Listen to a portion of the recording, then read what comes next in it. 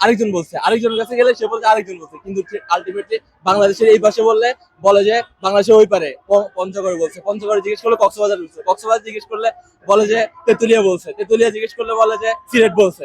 মানে কোনো কোনো একটা নির্দিষ্ট একটা প্রমাণ পাওয়া যাচ্ছে না তাদের কাছ থেকে। এটা পুরোটাই মিথ্যা এবং ভিত্তিহীন আর কি।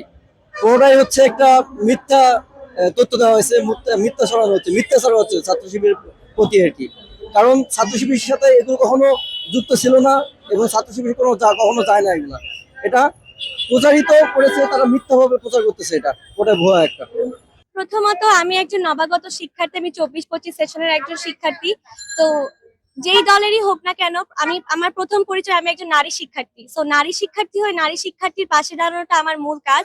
তো যেই দলেরই হোক না কেন, কোনো নারীকে আসলে অসম্মান করা, এটা হচ্ছে বাংলাদেশের পার্সপেক্টিভে এটা খুব ভালো একটা দিক না। মানে আমি এটার